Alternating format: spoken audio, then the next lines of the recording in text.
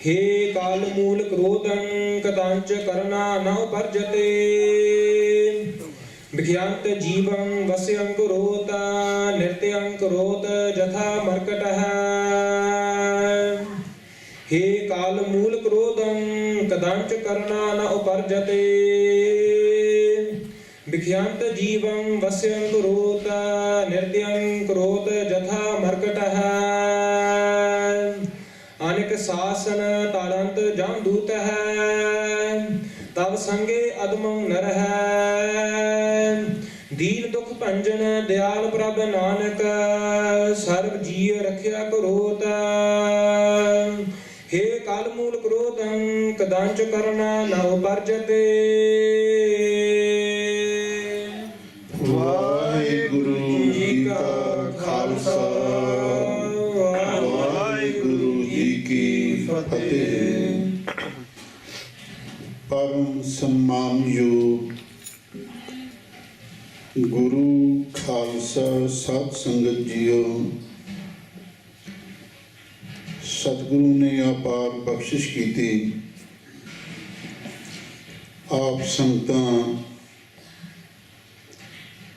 संध्या समय सतगुरु दे पावन पवित्र सोहने दरबार दियां हाजरियां भर रहे हो। इस भागा समा गुरु दी बख्शिश दे नाल प्राप्त हुंदा है। आप संगतां ने गुरबाणी दा मनोहर कीर्तन सरवण कीता है। हुण आप संगतां पावन गुरबाणी दी कथा विचार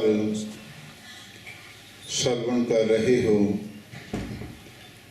पंचम पातशाह गुरु अर्जन देव महाराज का पवित्र वाक है, पार ब्रह्म होआ सहाई कथा कीर्तन सुखदाई। जदों अकाल पुरख वाहिगुरु परमेश्वर किसी का मददगार हुंदा तां उसनों सत्संगत दीआं घड़ियां सत्संगत का सुभाग प्राप्त हुंदा है, जिथे बैठ के उस अकाल पुरख वाहिगुरु की सिफत सलाह अते नाल ही गुरबाणी की शब्द की विचार सरवण करन का सुभाग प्राप्त हुंदा है। आप संगतां पंचम पातशाह गुरु अर्जन देव महाराज की पवित्र बाणी श्लोक संस्कृति महला पंजवां दी लड़ीवार कथा विचार सरवण कर रहे हो। हरी लाल ते कृष्ण लाल दो पंडित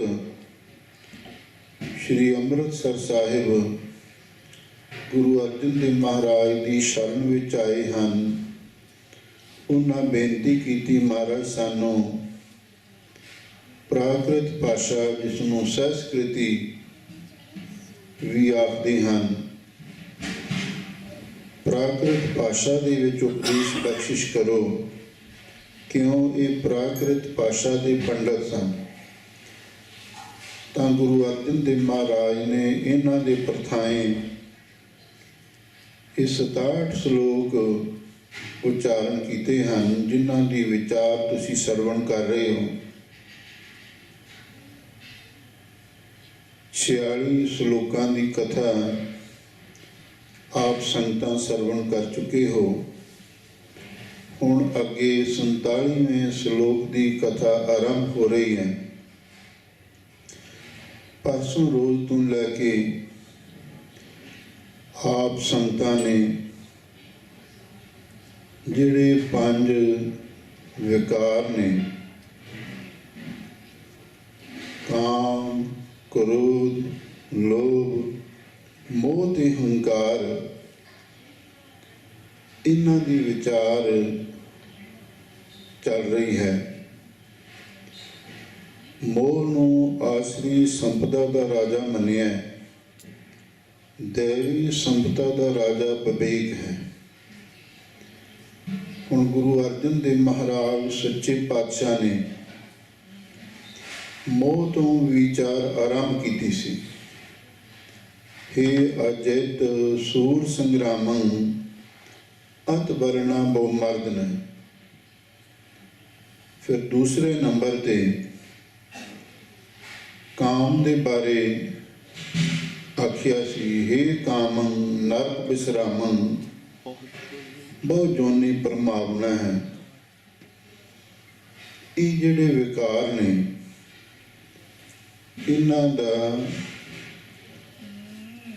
ਸਾਡੇ ਸਰੀਰ ਨਾਲ ਵੀ ਤੇ ਸਾਡੇ ਸੁਭਾਅ ਦੇ ਨਾਲ ਵੀ ਗੂੜਾ ਸੰਬੰਧ ਹੈ। ਜਾਂ ਇਉਂ ਆਖਦੇ ਹੋ, ਇਹਨਾਂ ਦਾ ਮੂਲਕ ਪ੍ਰਕਿਰਤੀਆਂ ਨਾਲ ਹੀ ਸੰਬੰਧ ਹੈ। ਜਿੱਥੋਂ ਸਾਡਾ ਸਰੀਰ ਬਣਦਾ ਹੈ, ਕਾਮ ਤੋਂ ਸ਼ੁਰੂਆਤ ਹੁੰਦੀ ਹੈ। ਇਸੇ ਲਈ ਇਹ ਸਾਰੇ ਹੀ ਸਰੀਰਾਂ ਵਿੱਚ ਮੌਜੂਦ ਨੇ। ਦਾਸ ਨੇ ਪਹਿਲਾਂ ਵੀ ਬੇਨਤੀ ਕੀਤੀ ਸੀ, ਉਸ ਅਕਾਲ ਪੁਰਖ ਵਾਹਿਗੁਰੂ ਪਰਮੇਸ਼ਰ ਨੇ ਇਸ ਮਨੁੱਖ ਦੀ ਪ੍ਰੀਖਿਆ ਲੈਣ ਵਾਸਤੇ, ਜਾਂ ਇਉਂ ਆਖ ਲਓ ਇਸ ਮਨੁੱਖ ਦੀ ਪਰਖ ਕਰਨ ਦੇ ਲਈ ਇਹਨਾਂ ਪੰਜਾਂ ਦੀ ਸਿਰਜਣਾ ਕੀਤੀ ਹੈ। ਕਿਸੇ ਨੇ ਆਖਿਆ ਸੀ,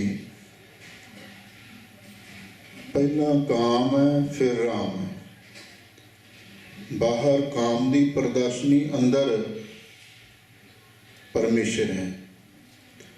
ਜਿਹੜਾ ਇਸ ਕਾਮ ਤੋਂ ਅੱਗੇ ਲੰਘ ਜਾਂਦਾ ਹੈ, ਕਾਮ ਤੋਂ ਅੱਗੇ ਰਾਮ ਪਰਮੇਸ਼ਰ ਦੀ ਪ੍ਰਾਪਤੀ ਹੁੰਦੀ ਹੈ। ਪਰ ਇਹਨਾਂ ਵਿਕਾਰਾਂ ਤੋਂ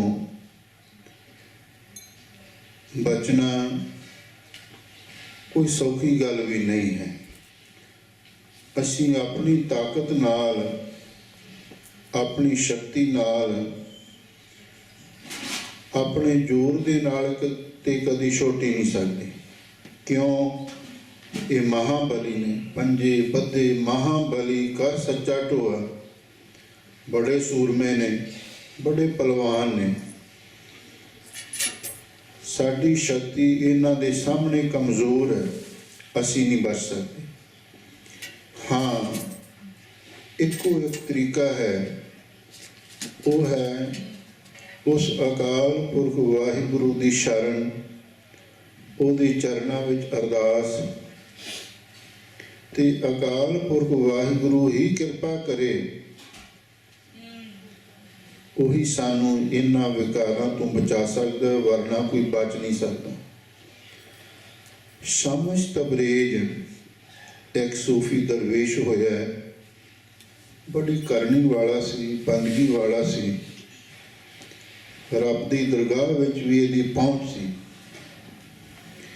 ਇਹਨੇ ਇੱਕ ਆਪਣੀ ਗਾਥਾ ਲਿਖੀ ਹੈ।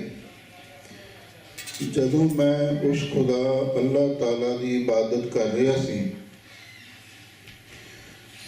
ਤੇ ਮੇਰਾ ਮਨ ਉਸ ਵਾਹਿਗੁਰੂ ਦੇ ਚਰਨਾਂ ਦੇ ਨਾਲ ਜੁੜਿਆ ਹੋਇਆ ਸੀ, ਤਾਂ ਮੈਨੂੰ ਆਕਾਸ਼ ਬਾਣੀ ਹੋਈ, ਐ ਸ਼ਮਸ ਤਬਰੇਜ਼, तेरी बंदगी मंजूर हो गई है, मकबूल हो गई है। मैं तेरे पास आने वास्ते तैयार हाँ, पर हुण एक काम तेनू करना पैना है। वो काम है कि जिहड़ा मेरा संघासन है, जिथे मैं आके बैठना है, उस जगह नू खाली करवाना पवेगा। ये गल कुछ इस तरह की है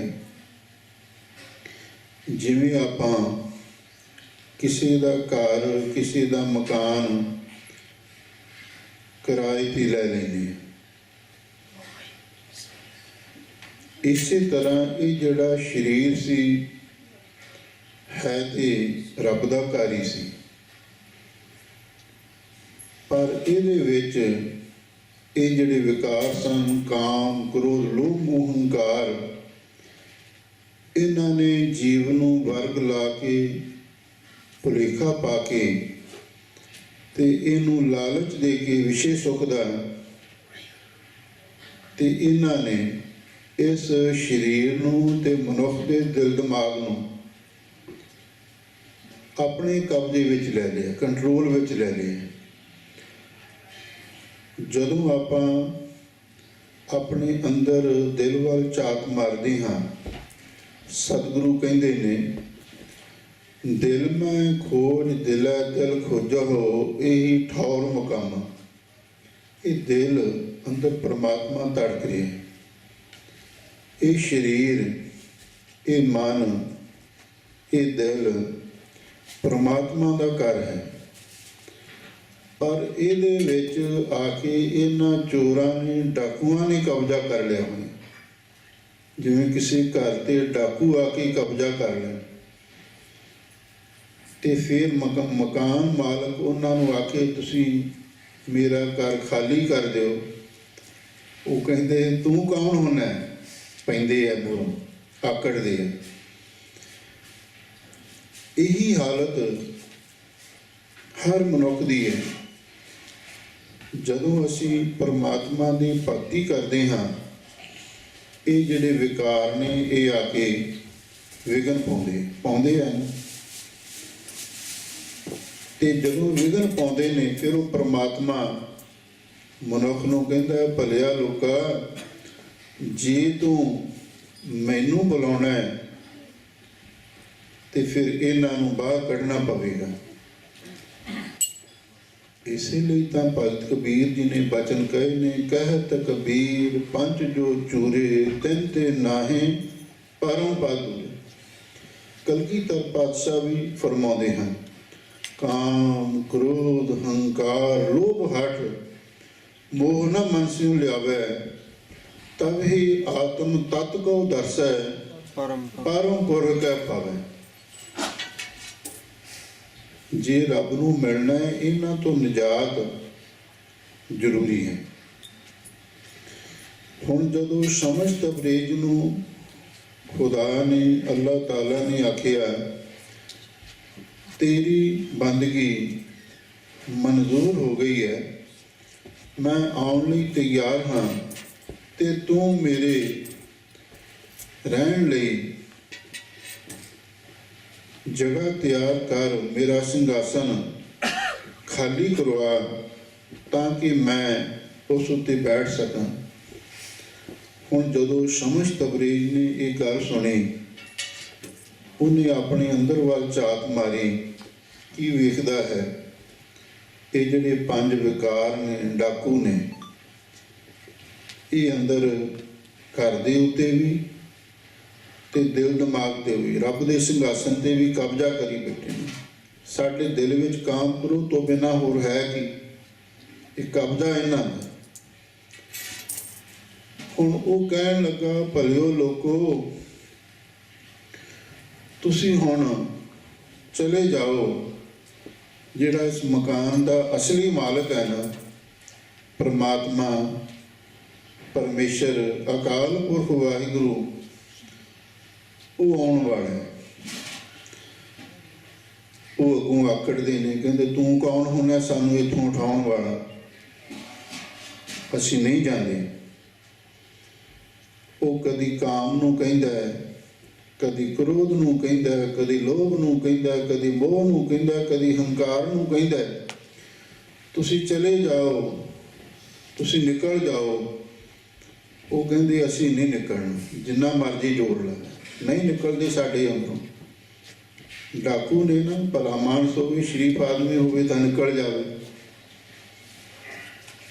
ਹੁਣ ਇਹਨਾਂ ਨੇ ਸਾਡੇ ਸਰੀਰ ਤੇ ਦਿਲ ਦਿਮਾਗ ਤੇ ਕਬਜ਼ਾ ਕੀਤਾ ਹੋਇਆ। ਜਦੋਂ ਇਹ ਨਾ ਹੀ ਨਿਕਲੇ, ਫਿਰ ਸ਼ਮਸ ਤਬਰੇਜ਼ ਨੇ ਉਸ ਖੁਦਾ ਦੇ, ਉਸ ਅੱਲਾਹ ਤਾਲਾ ਦੇ, ਉਸ ਪਰਮ ਪਿਤਾ ਵਾਹਿਗੁਰੂ ਦੇ ਚਰਨਾਂ ਵਿੱਚ ਅਰਦਾਸ ਬੇਨਤੀ ਕੀਤੀ।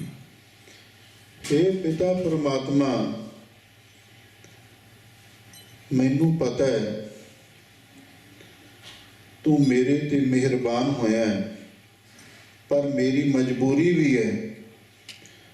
मैं जिस अपने घर दे विच अपने ਸਿੰਘਾਸਨ ਦੇ दिल के ਸਿੰਘਾਸਨ ते तैनू बैठाना चाहना हाँ, उत्थे होरनां दा कब्जा होया होया है। पर मैं हुण करां कि मेरी इन्हां दे सामने कोई वाह पेश नहीं चलती। तू हुण मेरी सहायता कर। फिर उसनूं वाहिगुरू परमेश्वर गुरु कोल भेजदा है।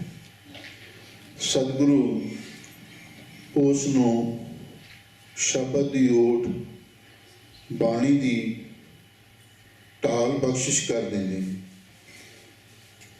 ऐ गुरसिखा जदों विकार सताउंदे ने तां उस वेले शब्द दी ओट लैनी है, बाणी दी ओट लैनी है, फिर तू इन्हां तो बच सकदा है। धन धन साहिब श्री गुरु ग्रंथ साहिब जी के अंदर एक पावन शब्द दर्ज है। पंचम पातशाह गुरु अर्जन देव महाराज ने उच्चारण किया है, उस परमात्मा को संबोधन करके कादे लई इन्हां विकारां तो बचण लई। उस शब्द किहड़ा है, लो थोड़े मिनट पहला उसदी विचार कर लईए। राख पिता प्रभ मेरे, मोहे निर्गुण सब गुण तेरे।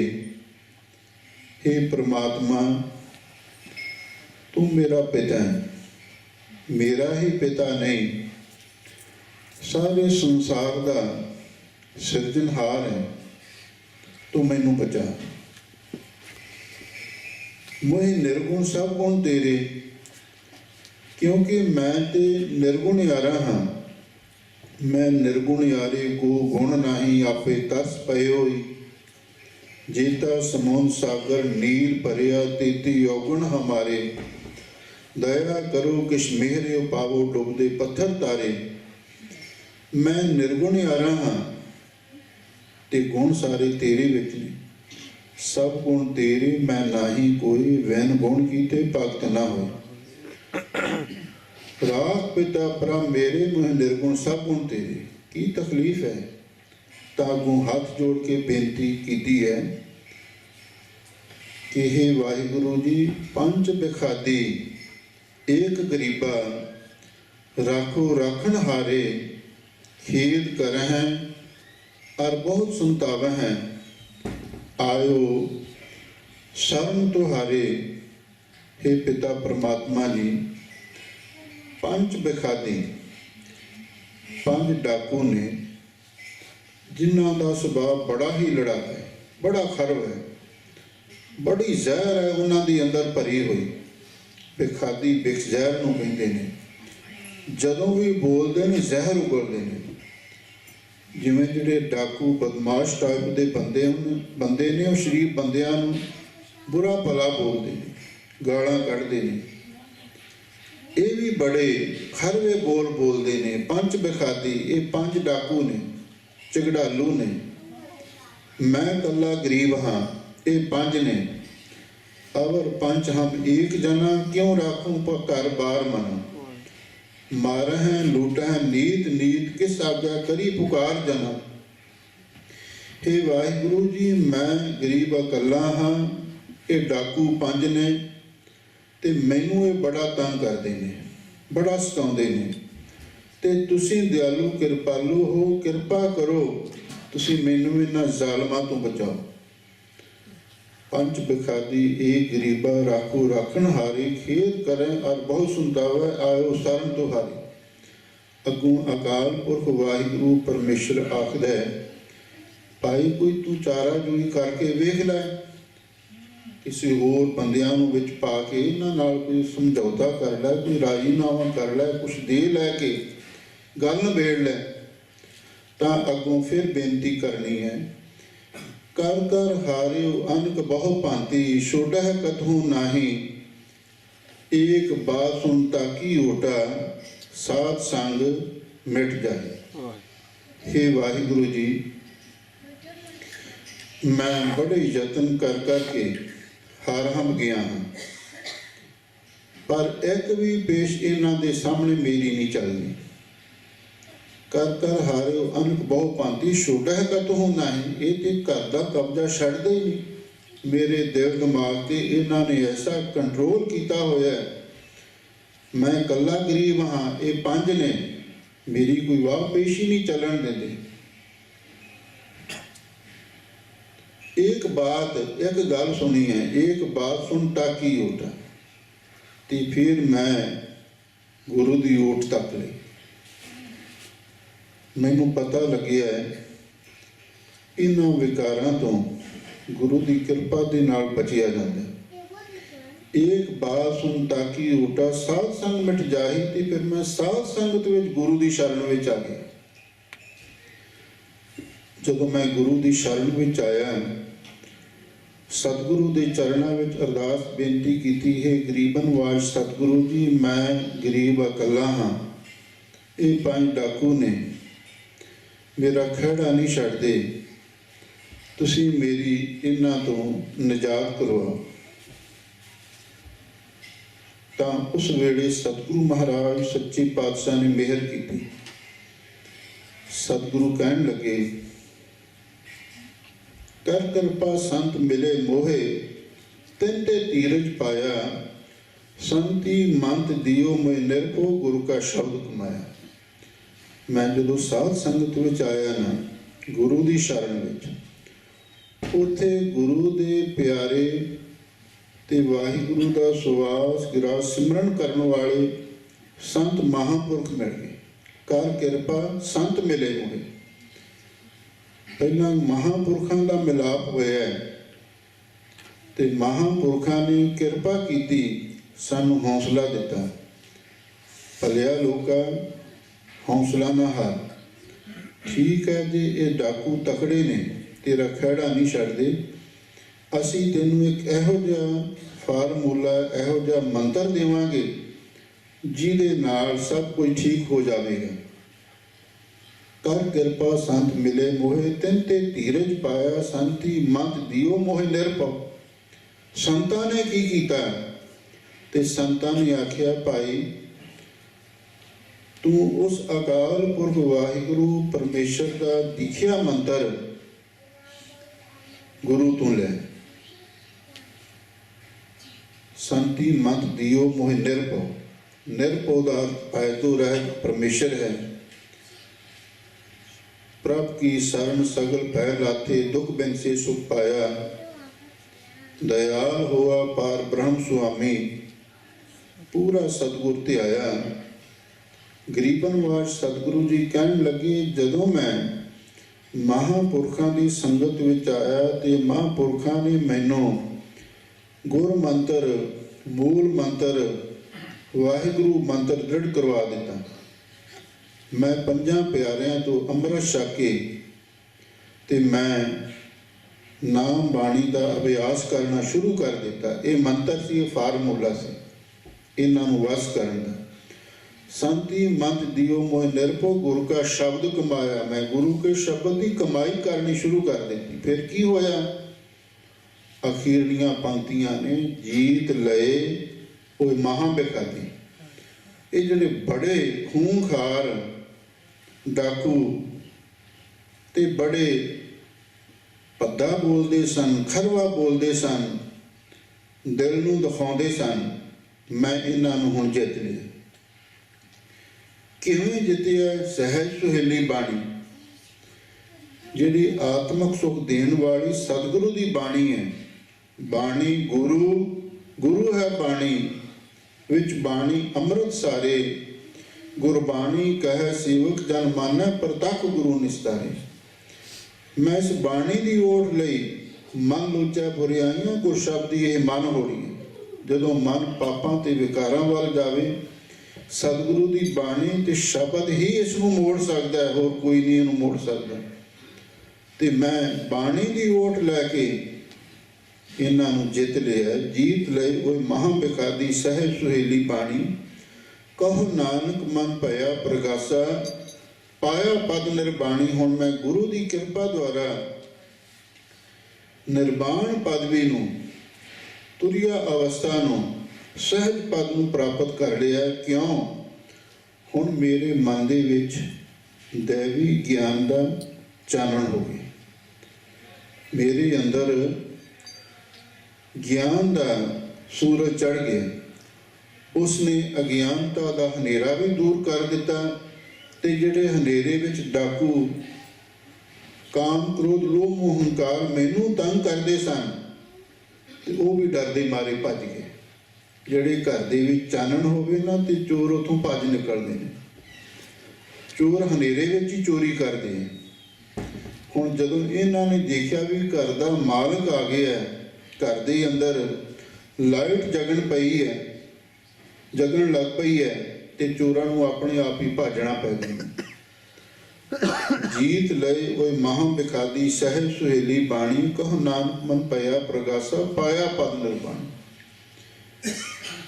ਸਮਝ ਤਬਰੇ ਸੂਫੀ ਸੰਤ ਸੀ, ਉਸਨੇ ਵਾਹਿਗੁਰੂ ਦੇ ਚਰਨਾਂ ਵਿੱਚ ਅਰਦਾਸਾਂ ਬੇਨਤੀਆਂ ਕੀਤੀਆਂ, ਤੇ ਫਿਰ ਵਾਹਿਗੁਰੂ ਨੇ ਉਸ ਨੂੰ ਸ਼ਕਤੀ ਦਿੱਤੀ।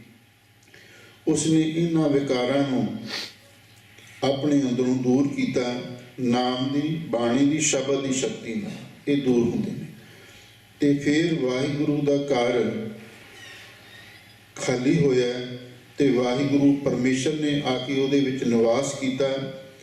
ਜਿਨ ਕੋ ਨਦਰ ਕਰਮ ਤਿਨਕਾਰ, ਨਾਨਕ ਨਦਰੀ ਨਦਰ ਨਿਹਾਲ ਵਾਲੀ ਅਵਸਥਾ ਪ੍ਰਾਪਤ ਹੋਈ। ਹੁਣ ਗੁਰੂ ਅਰਜਨ ਦੇਵ ਮਹਾਰਾਜ ਸੱਚੇ ਪਾਤਸ਼ਾਹ ਪਹਿਲਾਂ ਮੋਹ ਦੇ ਬਾਰੇ ਤੇ ਫਿਰ ਕਾਮ ਦੇ ਬਾਰੇ ਕੁਝ ਸਾਨੂੰ ਸਮਝਾਇਆ ਸੀ। ਹੁਣ ਤੀਜੇ ਨੰਬਰ ਤੇ ਕ੍ਰੋਧ, ਜਿਸ ਨੂੰ ਚੰਡਾਲ ਵੀ ਆਖਿਆ, ਗੁੱਸੇ ਨੂੰ ਚੰਡਾਲ ਕਿਹਾ ਹੈ ਸ਼ਾਸਤਰਕਾਰਾਂ ਨੇ, ਵਿਦਵਾਨ ਪੁਰਸ਼ਾਂ ਨੇ। ਇੱਕ ਗਾਥਾ ਹੁੰਦੀ ਹੈ, ਕੋਈ ਜਾਤ ਦਾ ਬ੍ਰਾਹਮਣ ਸੀ ਤੇ ਵਿਦਿਆ ਕਰਕੇ ਪੰਡਤ ਸੀ, ਬੜਾ ਵਿਦਵਾਨ ਸੀ। ਉਹ ਕਿਸੇ ਗੱਲ ਤੋਂ ਨਾਰਾਜ਼ ਹੋ ਗਿਆ ਸੀ। ਉਹ ਰਾਜੇ ਦੇ ਦਰਬਾਰ ਦੇ ਵਿੱਚ ਕਥਾ ਕਰਦਾ, ਤੇ ਹੁਣ ਜਦੋਂ ਪੰਡਤ ਨਾਰਾਜ਼ ਹੋਇਆ ਤੇ ਉਹਨੇ ਰਾਜੇ ਨੂੰ ਜਵਾਬ ਦੇ ਦਿੱਤਾ। ਕਹਿਣ ਲੱਗਾ, ਮੈਂ ਰਾਜ ਦਰਬਾਰ ਦੇ ਵਿੱਚ ਕਥਾ ਨਹੀਂ ਕਰਾਂਗਾ। ਰਾਜਾ ਸੋਚਣ ਲੱਗ ਪਿਆ, ਕਹਿਣ ਲੱਗਾ ਵੀ ਹੁਣ ਇਹ ਰਾਜ ਪੰਡਤ ਹੈ, ਨਾਰਾਜ਼ ਹੋਇਆ, ਇਹਨੂੰ ਕੋਈ ਮਨਾ ਕੇ ਲੈ ਆਵੇ ਤੇ ਬੜੀ ਚੰਗੀ ਗੱਲ ਹੈ। ਸੋਹਣੀ ਕਥਾ ਸੁਣਾਉਂਦਾ ਸੀ, ਸੋਹਣਾ ਪ੍ਰਚਾਰ ਕਰਦਾ ਸੀ। ਉਸਨੇ ਆਪਣੇ ਵਜ਼ੀਰਾਂ ਨੂੰ ਆਖਿਆ, ਜਾਓ ਜਾ ਕੇ ਉਸ ਪੰਡਤ ਨੂੰ ਲੈ ਕੇ ਆਓ। ਵਜ਼ੀਰ ਗਏ, ਪਰ ਉਹ ਪੰਡਤ ਟਸ ਤੋਂ ਮਸ ਨਾ ਹੋਇਆ। ਉਹ ਕਹਿੰਦਾ, ਮੈਂ ਨਹੀਂ ਜਾਣਾ। ਫਿਰ ਰਾਜੇ ਦੇ ਦਰਬਾਰ ਦੇ ਵਿੱਚ ਭੰਗੀ ਸੀ, ਜਮਾਦਾਰ, ਜਿਹੜਾ ਸਫਾਈ ਕਰਨ ਵਾਲਾ, ਉਸੇ ਜਾਤ ਦਾ ਆਦਮੀ ਸੀ, ਕੋਈ ਚੰਡਾਲ। ਉਹ ਕਹਿਣ ਲੱਗਾ, ਰਾਜਨ ਮੇਰੀ ਡਿਊਟੀ ਲਾਓ ਤੇ ਮੈਂ ਪੰਡਤ ਜੀ ਨੂੰ ਲਿਆ ਸਕਦਾ। ਸਾਰੇ ਵਜ਼ੀਰ ਹੈਰਾਨ ਹੋਏ, ਕਹਿਣ ਲੱਗੇ, ਜਦੋਂ ਸਾਡੇ ਕਹੇ ਤੋਂ ਨਹੀਂ ਆਇਆ, ਰਾਜੇ ਦੇ ਸਨੇਹੀ ਤੈਨੂੰ ਆਇਆ, ਤੂੰ ਉਹਨੂੰ ਕਿਵੇਂ ਲਿਆ ਸਕਦਾ? ਉਹ ਕਹਿੰਦਾ, ਮੇਰੇ ਕੋਲ ਯੁਕਤ ਹੈਗੀ ਆ, ਮੈਂ ਲਿਆ ਸਕਦਾ। ਕਹਿੰਦੇ, ਚੰਗਾ, ਜਾ ਲੈ ਕੇ ਆ। ਉਹ ਜਿਹੜਾ ਭੰਗੀ ਸੀ, ਚੰਡਾਲ ਸੀ, ਉਹ ਪੰਡਤ ਦੇ ਘਰ ਗਿਆ, ਜਾ ਕੇ ਦਸਤਕ ਦਿੱਤੀ। ਕਹਿਣ ਲੱਗਾ, ਪੰਡਤ ਜੀ ਦਰਵਾਜ਼ਾ ਖੋਲੋ। ਉਹ ਕਹਿੰਦਾ, ਤੂੰ ਕੌਣ ਹੈ? ਕਹਿੰਦਾ, ਜੀ ਮੈਂ ਜਮਾਦਾਰ ਹਾਂ, ਭੰਗੀ ਹਾਂ, ਚੰਡਾਲ ਹਾਂ। ਉਹ ਕਹਿੰਦਾ, ਮੈਂ ਫਿਰ ਬ੍ਰਾਹਮਣ, ਉੱਚੀ ਜਾਤ ਦਾ, ਮੈਂ ਤੇ ਤੇਰੇ ਮੱਥੇ ਨਹੀਂ ਲੱਗ ਸਕਦਾ। ਤੂੰ ਇੱਥੇ ਕੀ ਲੈਣ ਆਇਆ? ਚਲਿਆ ਜਾ, ਦਫਾ ਹੋ। ਉਹ ਅੱਗੋਂ ਕਹਿਣ ਲੱਗਾ, ਮਹਾਰਾਜ, ਮੈਂ ਤੁਹਾਨੂੰ ਮਿਲਣ ਵਾਸਤੇ ਨਹੀਂ ਆਇਆ, ਮੈਂ ਆਪਣੇ ਭਰਾ ਨੂੰ ਮਿਲਣ ਵਾਸਤੇ ਆਇਆ। ਅੱਗੋਂ ਪੰਡਤ ਕਹਿਣ ਲੱਗਾ ਵੀ ਸਾਡੇ ਪੰਡਤਾਂ ਦੇ, ਬ੍ਰਾਹਮਣਾਂ ਦੇ ਘਰ ਚੰਡਾਲ ਦਾ ਕੀ ਸੰਬੰਧ? ਉਹ ਕਿਵੇਂ ਸਾਡੇ ਘਰੇ ਤੇਰਾ ਭਰਾ ਆ ਸਕਦਾ ਹੈ? ਅੱਗੋਂ ਉਹ ਭੰਗੀ ਕਹਿਣ ਲੱਗਾ, ਪੰਡਤ ਜੀ ਤੁਸੀਂ ਕਹਿੰਦੇ ਹੁੰਦੇ ਸੀ ਕਥਾ ਦੇ ਵਿੱਚ ਵੀ ਕ੍ਰੋਧ ਚੰਡਾਲ ਹੁੰਦਾ ਹੈ, ਕਹਿੰਦੇ ਸੀ ਨਾ, ਤੇ ਹੁਣ ਤੁਹਾਨੂੰ ਵੀ ਚੰਡਾਲ ਚੜਿਆ ਹੋਇਆ, ਗੁੱਸੇ ਨੂੰ ਚੰਡਾਲ ਕਹਿ ਦਿੰਦੇ ਆ, ਤੈਨੂੰ ਵੀ ਚੰਡਾਲ ਚੜਿਆ, ਮੇਰਾ ਭਰਾ ਹੀ ਹੈ ਨਾ ਜਿਹਨੂੰ ਅੰਦਰ ਰੱਖੀ ਬੈਠਾ ਹੈ, ਜਾਂ ਤਾਂ ਤੂੰ ਆ ਜਾ, ਨਹੀਂ ਮੇਰੇ ਭਰਾ ਨੂੰ ਛੱਡ ਦੇ। ਉਸੇ ਵੇਲੇ ਪੰਡਤ ਸਿੱਧਾ ਤੀਰ ਵਾਂਗ ਤੁਰ ਪਿਆ, ਕਹਿੰਦਾ ਚਲੋ ਠੀਕ ਹੈ ਜੀ, ਸੱਤ ਬਚਨ। ਇਸ ਕਰਕੇ ਜਿਹੜਾ ਕ੍ਰੋਧ ਹੈ ਇਹਨੂੰ ਚੰਡਾਲ ਕਹਿੰਦੇ ਨੇ। ਤੇ ਹੁਣ ਇੱਥੇ ਗੁਰੂ ਮਹਾਰਾਜ ਇਸ ਕ੍ਰੋਧ ਦੀ ਕੀ ਅਵਸਥਾ ਹੈ ਉਹਦੇ ਬਾਰੇ ਚਾਨਣਾ ਪਾਉਂਦੇ ਨੇ। ਲੋ ਸੰਗਤਾਂ ਪ੍ਰੇਮ ਦੇ ਨਾਲ ਸੁਣੋ ਤੇ ਇੱਕ ਵਾਰ ਪਿਆਰ ਦੇ ਨਾਲ ਆਖੋ, ਸਤਿਨਾਮ ਸ੍ਰੀ ਵਾਹਿਗੁਰੂ ਸਾਹਿਬ ਜੀ। ਇਹ ਕਾਲ ਮੂਲ ਕ੍ਰੋਧੰ ਕਦਾਂਚ ਕਰਨਾ ਨਹੁ ਪਰਜਤੇ। ਗਰੀਬਨ ਵਾਸ਼ ਸਤਿਗੁਰੂ ਜੀ ਕਹਿੰਦੇ ਨੇ, ਹੇ ਕਾਲ ਮੂਲ ਕ੍ਰੋਧੰ, ਕਾਲ ਦਾ ਅਰਥ ਹੁੰਦਾ ਕਲਾ, ਲੜਾਈ ਨੂੰ ਕਹਿੰਦੇ ਨੇ। ਕਲਾ ਦਾ ਮੂਲ, ਲੜਾਈ ਝਗੜਿਆਂ ਦਾ ਮੂਲ ਕੀ ਹੈ? ਕ੍ਰੋਧ। ਕ੍ਰੋਧ ਤੋਂ ਲੜਾਈ ਸ਼ੁਰੂ ਹੁੰਦੀ ਹੈ।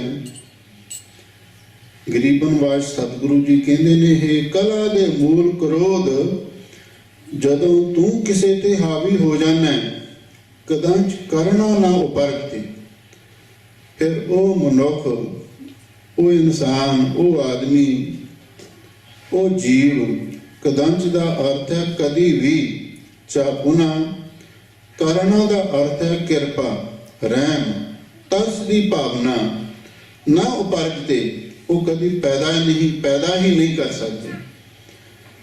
ਜਦੋਂ ਮਨੁੱਖ ਦੇ ਮਨ ਉੱਤੇ ਕ੍ਰੋਧ ਹਾਵੀ ਹੋ ਜਾਂਦਾ ਹੈ, ਫਿਰ ਉਹਦੇ ਵਿੱਚੋਂ ਦਇਆ ਦਾ ਗੁਣ, ਦਇਆ ਧਰਮ ਦੀ ਮਾਂ ਹੈ। ਆਪਾਂ ਜਪਜੀ ਸਾਹਿਬ ਬਾਣੀ ਪੜ੍ਹਦੇ ਹਾਂ ਨਾ, ਤੋ ਧਰਮ ਦਇਆ ਕਾ ਪੁੱਤ, ਸੰਤੋਖ ਥਾਪ ਰੱਖਿਆ ਜਨਸੂਤ। ਧਰਮ ਦਇਆ ਤੋਂ ਪੈਦਾ ਹੁੰਦੇ, ਪਰ ਜਦੋਂ ਕ੍ਰੋਧ ਆਉਂਦਾ ਹੈ ਨਾ, ਉਹ ਦਇਆ ਨੂੰ ਨਾਸ ਕਰ ਦਿੰਦਾ ਹੈ।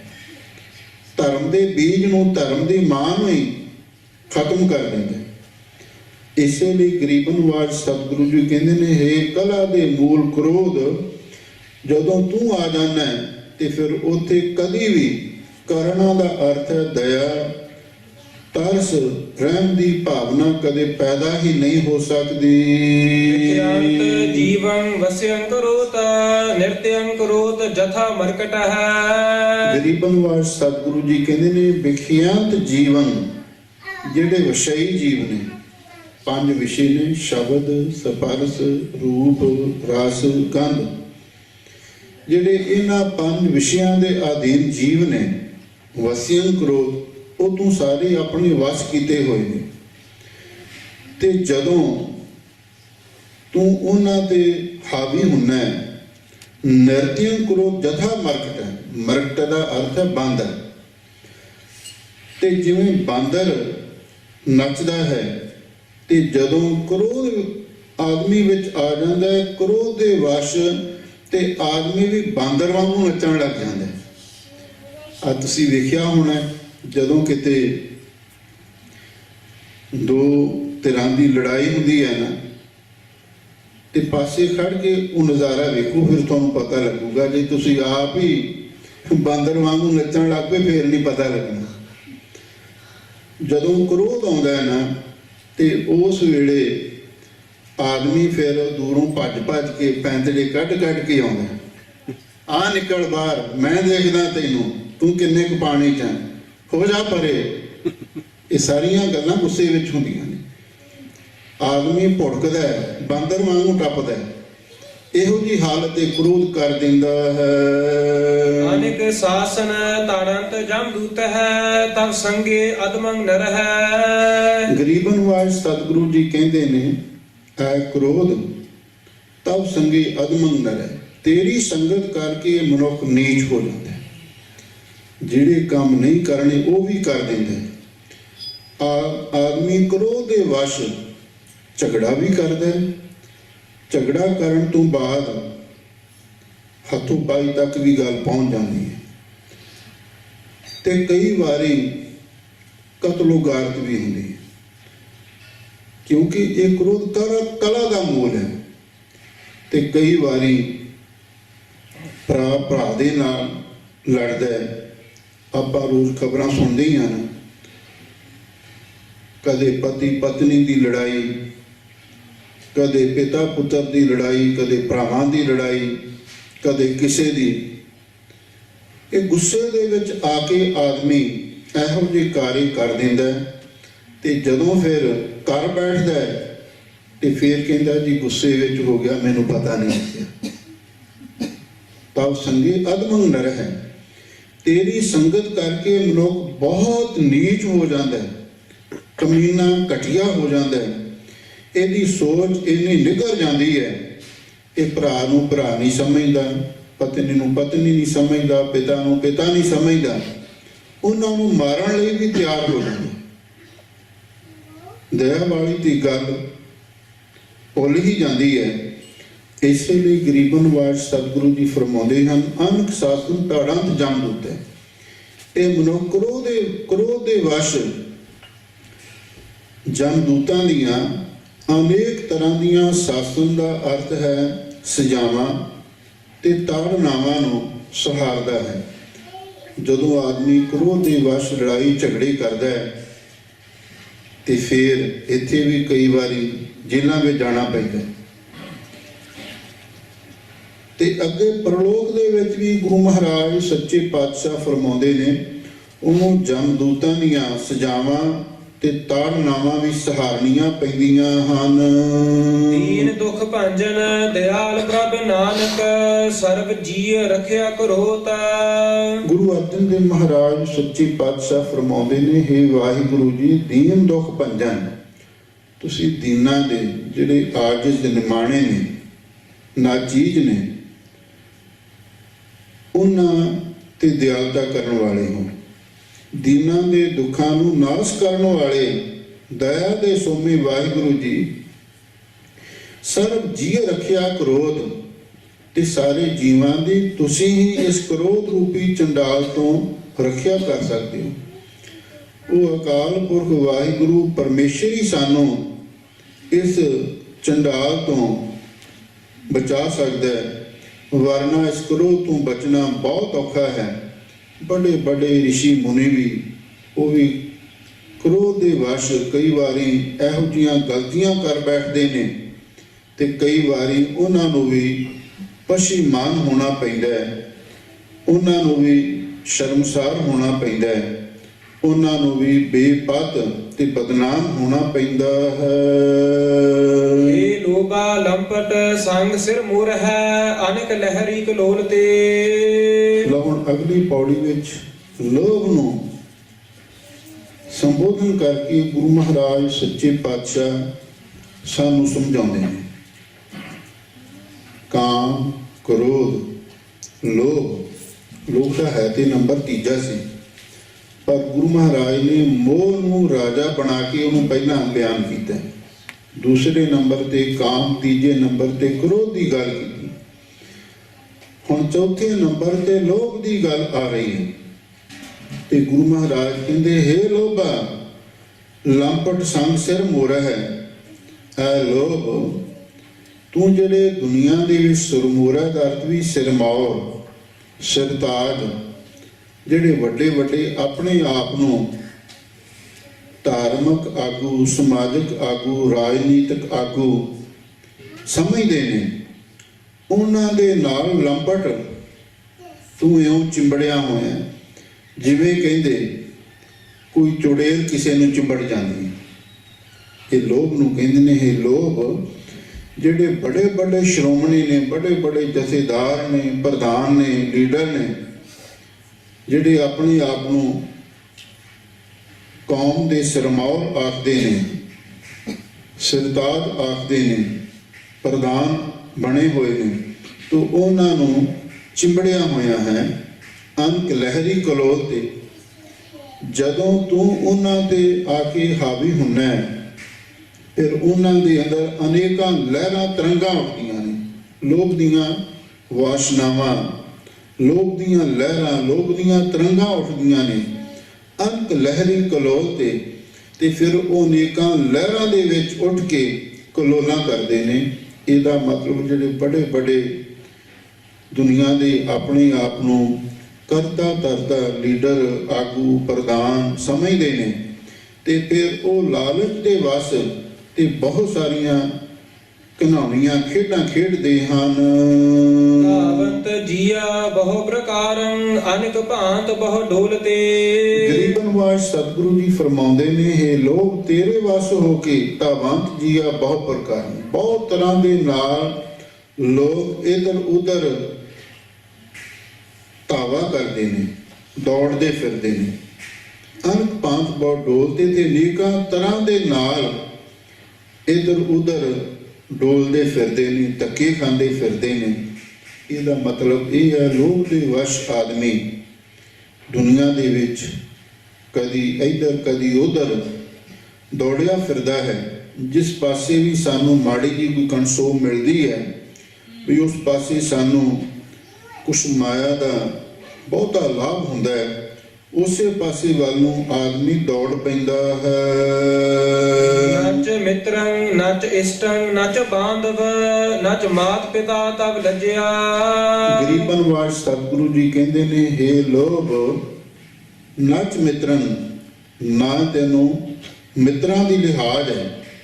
ਲੋਭ ਦੇ ਵਸ਼ ਆਦਮੀ ਮਿੱਤਰਾਂ ਨਾਲ ਵੀ ਧੋਖਾ ਕਰਦਾ ਹੈ।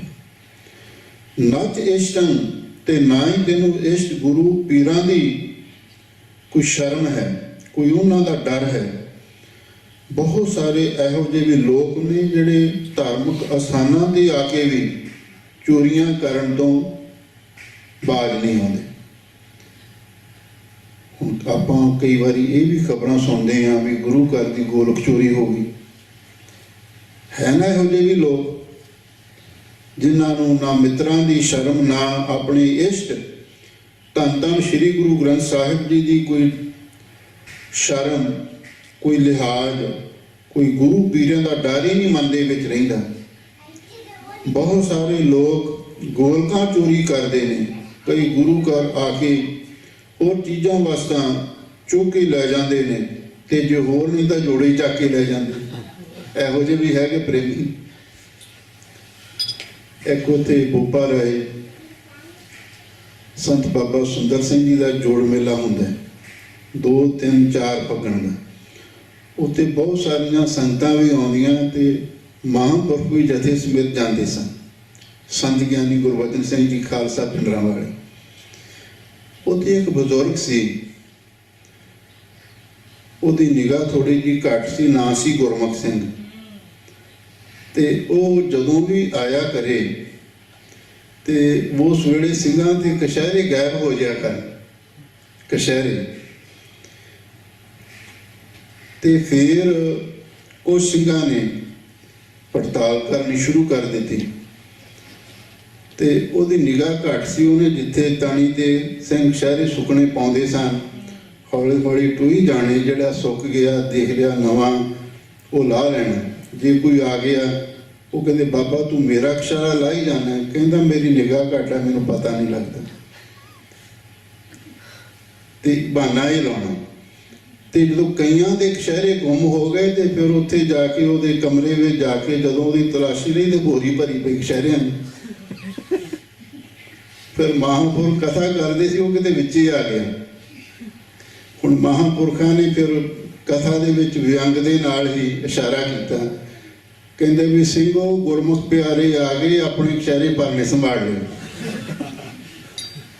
ਇਹੋ ਜਿਹੇ ਵੀ ਸੱਜਣ ਕਈ ਹੁੰਦੇ ਆ, ਨਾ ਮਿੱਤਰਾਂ ਦੀ ਸ਼ਰਮ, ਨਾ ਆਪਣੇ ਇਸ਼ਟ ਗੁਰੂ ਪੀਰਾਂ ਦੀ ਸ਼ਰਮ, ਨੱਚ ਬੰਧ ਤੇ ਨਾ ਹੀ ਰਿਸ਼ਤੇਦਾਰਾਂ ਸਾਕ ਸੰਬੰਧੀਆਂ ਦੀ ਕੋਈ ਲਿਹਾਜ਼। ਨੱਚ ਮਾਤ ਪਿਤਾ ਤਬ ਲੱਜਿਆ, ਤੇ ਨਾ ਹੀ ਮਾਤਾ ਪਿਤਾ ਦੀ ਤੈਨੂੰ ਕਦੇ ਸ਼ਰਮ ਆਉਂਦੀ। ਲੋਭ ਦੇ ਵਸ਼ ਆਦਮੀ ਮਾਤਾ ਪਿਤਾ ਦੇ ਨਾਲ ਵੀ ਤਕਰਾਰ ਕਰਦਾ ਹੈ ਤੇ ਕਈ ਵਾਰੀ ਇੱਥੋਂ ਤੱਕ ਵੀ ਮਾਤਾ ਪਿਤਾ ਨੂੰ ਕਤਲ ਕਰਨ ਲਈ ਵੀ ਕਈ ਲੋਕ ਤਿਆਰ ਹੋ ਜਾਂਦੇ ਨੇ। ਕਹਿੰਦੇ ਜਾਂ ਤੇ ਵੀ ਜ਼ਮੀਨ ਸਾਡੇ ਨਾਲ ਕਰਵਾ, ਸਾਨੂੰ ਪੈਸੇ ਦੇ, ਸਾਨੂੰ ਖਰਚਾ ਦੇ, ਤੇ ਨਹੀਂ ਫਿਰ ਮਾਰਨ ਦੀਆਂ ਧਮਕਾਂ ਦਿੰਦੇ ਨੇ। ਖਾਸ ਕਰਕੇ ਜਿਹੜੇ ਡਰੱਗੀ ਲੋਕ ਨੇ, ਉਹਨਾਂ ਦਾ ਹੀ ਕੰਮ ਹੈ, ਮਾਤਾ ਪਿਤਾ ਨੂੰ ਵੀ ਡਰਾਉਂਦੇ। ਇਹ ਲੋਭ ਦੇ ਵਸ਼ ਆਦਮੀ ਇਹ ਸਾਰੇ ਕਾਰੇ ਕਰਦਾ ਹੈ।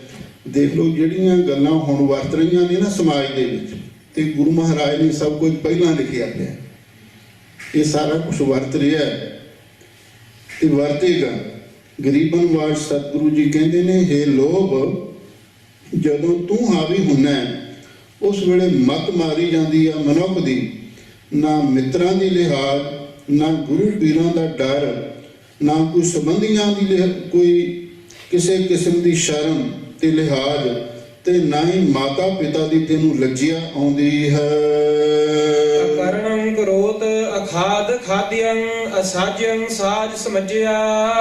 ਇਹ ਲੋਭ ਤੇਰੇ ਵਸ਼ ਹੋ ਕੇ ਆਦਮੀ ਅਕਰਣੰ ਕਰੋ, ਜਿਹੜੇ ਕੰਮ ਨਹੀਂ ਕਰਨ ਵਾਲੇ ਉਹ ਵੀ ਕਰਦਾ। ਜਿਵੇਂ ਹੁਣ ਆਪਾਂ ਕਹਿੰਦੇ ਆ ਵੀ ਝੂਠ ਨਹੀਂ ਬੋਲਣਾ, ਬੇਈਮਾਨੀ ਨਹੀਂ ਕਰਨੀ, ਉਹ ਵੀ ਆਦਮੀ ਕਰਦਾ। ਲੋਭ ਦੇ ਵਸ਼ ਕਰਦਾ ਹੈ, ਲੋਭ ਕਰਵਾਉਂਦਾ ਹੈ, ਕਿਉਂਕਿ ਪਾਪ ਦਾ ਬਾਪ ਲੋਭ ਹੈ। ਆਦਮੀ ਪਾਪ ਕਿਉਂ ਕਰਦਾ ਹੈ? ਲੋਭ ਦੇ ਵਸ਼ ਹੋ ਕੇ ਕਰਦਾ ਹੈ। ਅਕਾਰਣੰ ਕਰੋ, ਜਿਹੜੇ ਕੰਮ ਨਹੀਂ ਕਰਨੇ ਉਹ ਆਦਮੀ ਕੰਮ ਕਰਦਾ। ਤੇ ਅਖਾਦ ਖਾਦੇ, ਜਿਹੜੀਆਂ ਚੀਜ਼ਾਂ ਨਹੀਂ ਖਾਣ ਯੋਗ ਤੇ ਉਹਨਾਂ ਨੂੰ ਵੀ ਖਾਣ ਲੱਗ ਜਾਂਦਾ ਹੈ। ਲੋਭ ਦੇ ਵਸ਼ ਆਦਮੀ ਜਿਹੜੇ ਕੰਮ ਨਹੀਂ ਕਰਨੇ ਉਹ ਚੋਰੀ ਹੇਰਾ ਫੇਰੀ ਦੇ ਕੰਮ ਕਰਦਾ, ਤੇ ਜਿਹੜੀਆਂ ਨਹੀਂ ਚੀਜ਼ਾਂ ਖਾਣ ਵਾਲੀਆਂ ਤੇ ਫਿਰ ਉਹਨਾਂ ਨੂੰ ਵੀ ਜਿਵੇਂ ਸ਼ਰਾਬ, ਕਬਾਬ ਅਤੇ ਹੋਰ ਤੰਬਾਕੂ ਆਦਿਕ, ਇਹਨਾਂ ਨੂੰ ਵੀ ਉਹ ਖਾਣਾ ਸ਼ੁਰੂ ਕਰ ਦਿੰਦਾ। ਲੋਭ ਦੇ ਵਸ਼ ਆਦਮੀ ਧਰਮ ਕਰਮ ਛੱਡ ਦਿੰਦਾ ਹੈ।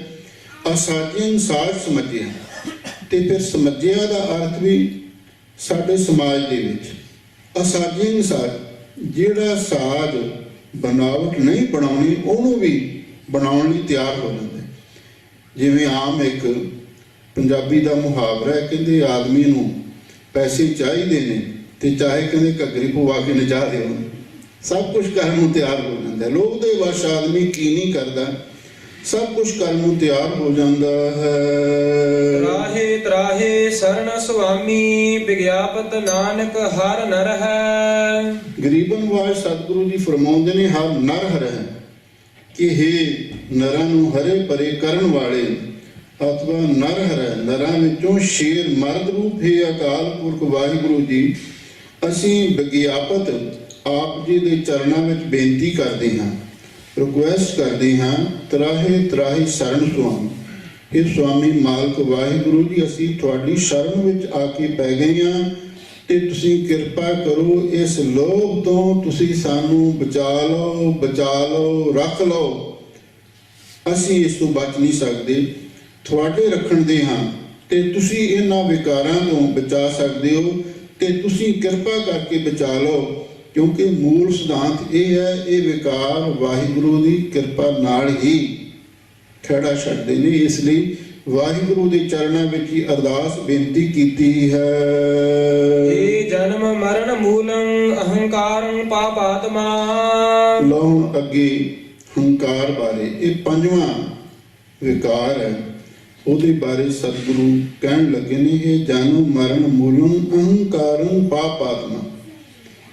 ਇਹ ਪਾਪੀ ਰੂਹ ਵਾਲੇ ਹੰਕਾਰ, ਤੂੰ ਹੀ ਜਨਮ ਮਰਨ ਦਾ ਮੂਲ ਕਾਰਨ ਹੈ।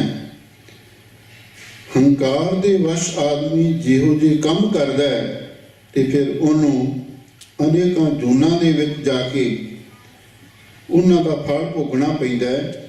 ਇਸੇ ਲਈ ਇਹ ਪਾਪੀ ਆਤਮਾ, ਪਾਪੀ ਰੂਹ ਵਾਲੇ ਹੰਕਾਰ, ਅਸਲੀ ਜਨਮ ਮਰਨ ਦਾ ਮੂਲ ਕਾਰਨ ਤੂੰ ਹੀ ਹੋ ਹੈ। ਮਿਤਰੰ ਤਜੰਤ ਸਤਰੰ ਦ੍ਰਿੜੰਤ, ਅਨੇਕ ਮਾਇਆ ਵਿਸਤੀਰਨ ਹੈ। ਲੋ ਜਦੋਂ ਹੰਕਾਰ ਹਾਵੀ ਹੋ ਜਾਂਦਾ ਹੈ, ਉਸ ਵੇਲੇ ਮਨੁੱਖ ਅਨੇਕ ਮਾਇਆ ਵਿਸਤੀਰਨ, ਅਨੇਕਾਂ ਤਰ੍ਹਾਂ ਮਾਇਆ ਦਾ ਅਡੰਬਰ ਕਰਦਾ।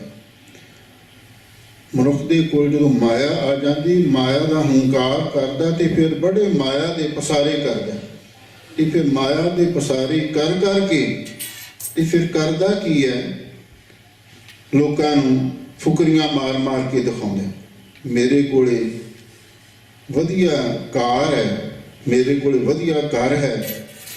ਤੇ ਫਿਰ ਹੁੰਦਾ ਕੀ ਹੈ, ਮਿੱਤਰੰ ਤਜੰਤ, ਤੇ ਜਿਹੜੇ ਮਿੱਤਰ ਹੁੰਦੇ ਨੇ ਉਹਨਾਂ ਦੇ ਨਾਲ ਵੀ ਲੜਾਈ ਝਗੜੇ ਕਰਦਾ, ਉਹਨਾਂ ਨੂੰ ਵੀ ਛੱਡ ਦਿੰਦਾ, ਕਹਿੰਦਾ ਮੈਂ ਕੀ ਲੈਣਾ, ਮੇਰੇ ਕੋਲ ਮਾਇਆ ਹੈ, ਮੇਰੇ ਕੋਲ ਧਨ ਹੈ, ਮੈਂ ਮਿੱਤਰਾਂ ਤੋਂ ਕੀ ਲੈਣਾ ਹੈ। ਹੰਕਾਰ ਦੇ ਵਸ਼ ਆਦਮੀ ਮਿੱਤਰਾਂ ਨੂੰ ਵੀ ਛੱਡ ਦਿੰਦਾ ਹੈ ਤੇ ਸਤਰੰਗ ਦਰੜਾਉਂਦਾ ਤੇ ਦੁਸ਼ਮਣਾਂ ਨੂੰ ਵੀ ਪੱਕੇ ਕਰ ਲੈਂਦਾ। ਜਿਹੜਾ ਹੰਕਾਰੀ ਮਨੁੱਖ ਹੈ ਆਪਣੇ ਮਿੱਤਰਾਂ ਨਾਲ ਵਿਗਾੜ ਲੈਂਦਾ ਹੈ ਤੇ ਦੁਸ਼ਮਣਾਂ ਦੇ ਨਾਲ ਯਾਰੀ ਪਾ ਲੈਂਦਾ ਤੇ ਫਿਰ ਉਹ ਦੁਸ਼ਮਣ ਬਣ ਕੇ ਹੀ ਇਹਦੇ ਮਿੱਤਰ ਉਸ ਨੂੰ ਬਰਬਾਦ ਕਰਦੇ ਨੇ, ਉਹਦਾ ਨੁਕਸਾਨ ਕਰ ਦਿੰਦੇ ਹਨ।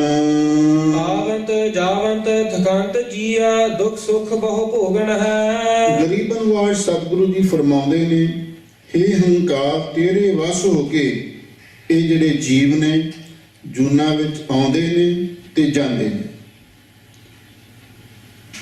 ਜਿਵੇਂ ਕਿ ਸਤਿਗੁਰੂ ਮਹਾਰਾਜ ਸੱਚੇ ਪਾਤਸ਼ਾਹ ਨੇ ਫਰਮਾਇਆ, ਕਈ ਜਨਮ ਪਏ ਕੀਟ ਪਤੰਗਾ, ਕਈ ਜਨਮ ਗਰ ਮੀਨ ਕੋ ਰੰਗਾ, ਅਨਕ ਤਪੱਸਿਆ ਕਰੇ ਹੰਕਾਰ ਨਰਕ ਸੁਰਗ ਫਿਰ ਅਵਤਾਰ। ਇਹ ਹੰਕਾਰ ਤੇਰੇ ਵਸ ਹੋ ਕੇ ਜਿਹੜੇ ਜੀਵ ਨੇ ਜੂਨਾਂ ਵਿੱਚ ਆਉਂਦੇ ਜਾਂਦੇ ਥੱਕ ਜਾਂਦੇ ਨੇ ਤੇ ਨਾਲ ਬਹੁਤ ਤਰ੍ਹਾਂ ਦੇ ਨਾਲ ਦੁੱਖ ਵੀ ਤੇ ਸੁੱਖ ਵੀ ਭੋਗਦੇ ਹਨ। ਬ੍ਰਹਮ ਭਿਆਨ ਧਿਆਨ ਰਮਣ ਮਹਾ ਬਿਕਟ ਅਸਾਧ ਰੋਗਣ ਹੈ। ਗਰੀਬਨ ਵਾਜ ਸਤਿਗੁਰੂ ਜੀ ਕਹਿੰਦੇ ਨੇ, ਬ੍ਰਹਮ ਤੇਰੇ ਵਸ ਹੋ ਕੇ ਆਦਮੀ ਭਰਮ ਦੇ ਹਨੇਰੇ ਦੇ ਵਿੱਚ ਠੋਕਰਾਂ ਖਾਣ ਲੱਗ ਜਾਂਦਾ ਹੈ। ਹੰਕਾਰੀ ਮਨੁੱਖ ਹੰਕਾਰ ਦੇ ਵਿੱਚ ਭਰਮ ਦੇ ਵਿੱਚ ਪਿਆ ਰਹਿੰਦਾ ਹੈ, ਬਈ ਮੇਰੇ ਵਰਗਾ ਹੋਰ ਕੋਈ ਨਹੀਂ। ਤੇ ਭਿਆਨ ਜਿਹੜੀ ਬੜੀ ਭਿਆਨਕ ਉਦਿਆਨ ਉਜਾੜ ਹੈ, ਜੰਗਲ ਹੈ ਰਮਣੰ, ਉਹਦੇ ਵਿੱਚ ਭਟਕਦਾ। ਹੰਕਾਰੀ ਮਨੁੱਖ ਭਰਮ ਦੇ ਵਿੱਚ ਪੈ ਕੇ ਤੇ ਇਹ ਸੰਸਾਰ ਵੀ ਇੱਕ ਭਿਆਨਕ ਜੰਗਲ ਹੀ ਹੈ, ਇਹਦੇ ਵਿੱਚ ਭਟਕਦਾ ਰਹਿੰਦਾ ਹੈ।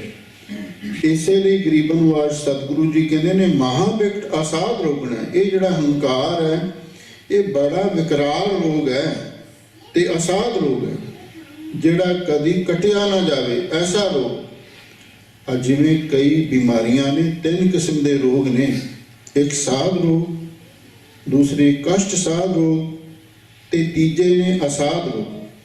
ਸਾਧ ਰੋਗ ਉਹ ਹੁੰਦੇ ਨੇ ਬਈ ਚਲੋ ਕਿਤੇ ਸਿਰ ਦੁਖਿਆ, ਬੁਖਾਰ ਚੜਿਆ, ਕੋਈ ਦਵਾਈ ਲੈ ਲਈ ਆਰਾਮ ਆ ਗਿਆ।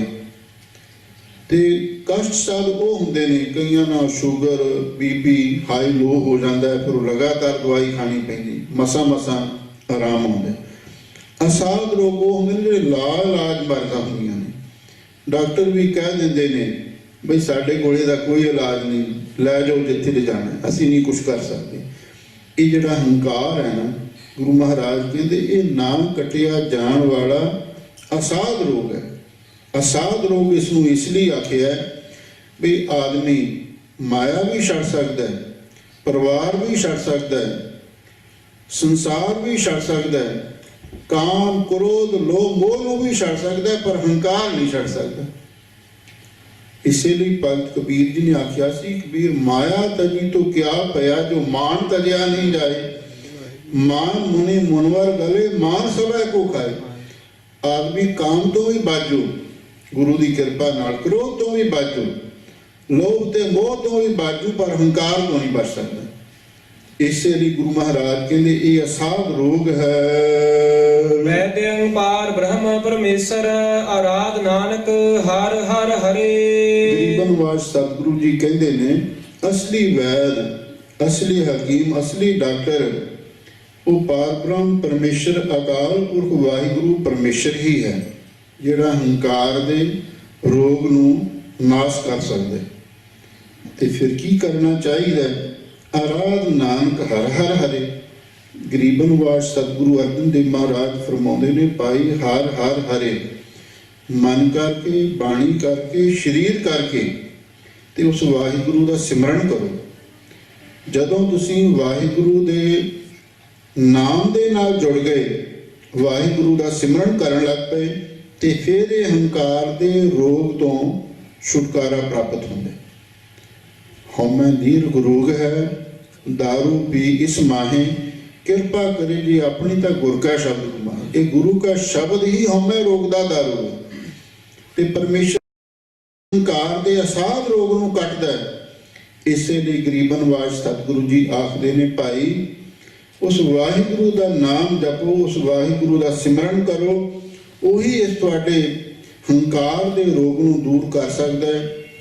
ਗੱਲ ਕੀ, ਇਹ ਜਿਹੜੇ ਪੰਜੇ ਵਿਕਾਰ ਨੇ, ਕਾਮ, ਕ੍ਰੋਧ, ਲੋਭ, ਮੋਹ, ਹੰਕਾਰ, ਇਹਨਾਂ ਤੋਂ ਬਚਣ ਦੇ ਲਈ ਗੁਰੂ ਮਹਾਰਾਜ ਨੇ ਇੱਕੋ ਹੀ ਤਰੀਕਾ ਸਾਨੂੰ ਦੱਸਿਆ ਹੈ ਬਈ ਤੁਸੀਂ ਅਕਾਲ ਪੁਰਖ ਵਾਹਿਗੁਰੂ ਦੀ ਸ਼ਰਨ ਵਿੱਚ ਆ ਜਾਓ। ਤੇ ਅਕਾਲ ਪੁਰਖ ਵਾਹਿਗੁਰੂ ਪਰਮੇਸ਼ਰ ਜਿਸ ਨੂੰ ਆਪਣੀ ਸ਼ਰਨ ਵਿੱਚ ਲੈ ਆਉਂਦਾ ਹੈ ਤੇ ਫਿਰ ਉਹੀ ਇਹਨਾਂ ਵਿਕਾਰਾਂ ਤੋਂ ਬਚ ਸਕਦਾ ਹੈ, ਵਰਨਾ ਇਹਨਾਂ ਤੋਂ ਬਚਣਾ ਨਾਮੁਮਕਿਨ ਹੈ।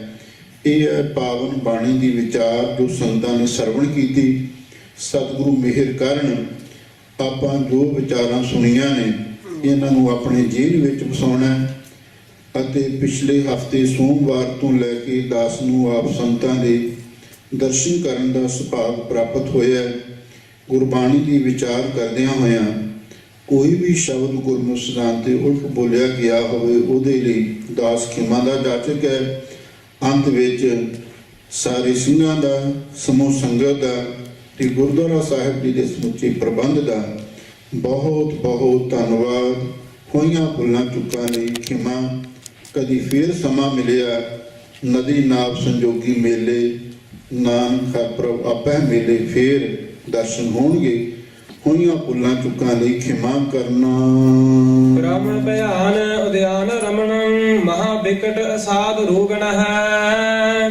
ਵੈਦਿਅੰ ਪਾਰ ਬ੍ਰਹਮ ਪਰਮੇਸ਼ਰ ਆਰਾਧ ਨਾਨਕ ਹਰ ਹਰ ਹਰੇ।